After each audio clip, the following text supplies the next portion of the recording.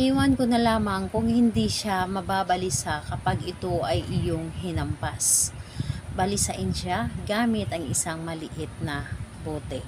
Hello mga guys, kumusta kayo? Panibagong araw, panibagong video na naman tayo. And sa araw na ito ay isa na naman video ang aking ituturo sa inyo na simpleng gabay o simpleng mamamaraan na makakatulong sa atin. At bago ang lahat, gusto ko lang mag-disclaimer sa mga taong hindi naniniwala at hindi gusto ang mga kagaya nitong video.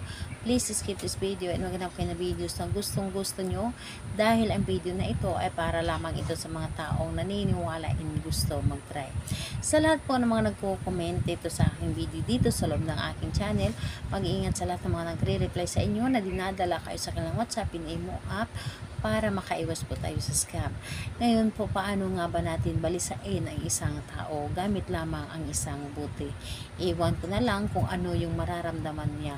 Yung hindi siya mapakali kahit anong gawin niya, yung hindi niya maintindihan yung sarili niya na para bang ewan. So, ayun po, ang dapat nating ihanda dito is kailangan mo lamang dito maghanda ng isang bote. Tulad po nito, basta babasagin kahit hindi po siya clear, ganito pong bote. Kahit hindi babasagin. And pwede naman malaking bote kung wala talaga kayong mga ganitong bote, kaliit. So, pwede din pong garapon kung gusto po ninyo. Pero kung meron kayong ganito kaliit lamang na bote, pwede po.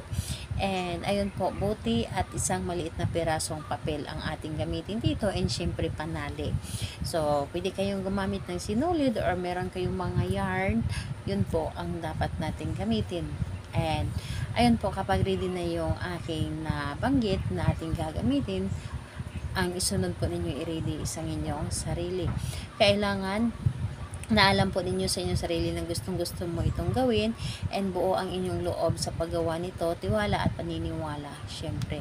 And ayun po, kapag ready ka na, pwede mo na itong umpisahan. So, ang gagawin mo lamang dito, napakadali lamang. Sa isang papel po, isulat mo lamang dito po sa papel. Isulat mo lamang dito ng 3 beses yung kanyang pangalan at apelyido. So, isulat mo dito 3 beses po yung pangalan niya at apelyido. And kapag naisulat mo na dito, ang inyong gagawin ay i-roll mo lamang ang papel na ito papunta po sa inyo. I-roll mo lamang. And ayun po, pagkatapos nun ay ilagay mo dito sa loob ng bote. So, ilagay mo dito sa loob ng bote ang papel na ito, and pagkatapos nun, ito ay iyong talian dito. Talian ng yard, ribbon, or kahit na ano, yung sinulid, pwede din po. Itali mo ito doon sa iyong bintana. Itali mo ito sa may bintana at hampasin mo ito ng 7 beses. Kumuha ka ng kahit ballpen or hanger, pero mas napakalaki po ng hanger or stick na maliit. Hampasin mo ito na 7 beses at sabihin mo ito isang hampas, pangalan, apelyido, at sabihin mo hindi mo maintindihan yung sarili mo at mababalisa ka dahil sa akin. Tapos hampas muli, pangalan, apelyido, hindi mo maintindihan ang sarili mo at mababalisa ka dahil sa akin. So 7 ulit mo yang hampasin ang bote na ito, and hayaan mo ito doon na nakatali sa iyong bintana, and wag mo ito ipapakita sa iba.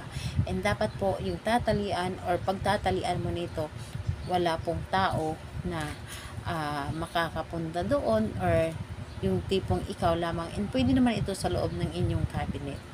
So, hayaan mo ito, and kapag naalala mo, pwede mo itong hampasin muli para yung taong ginawan mo ito talaga namang hindi ito mapakali o talaga mababalisa ito.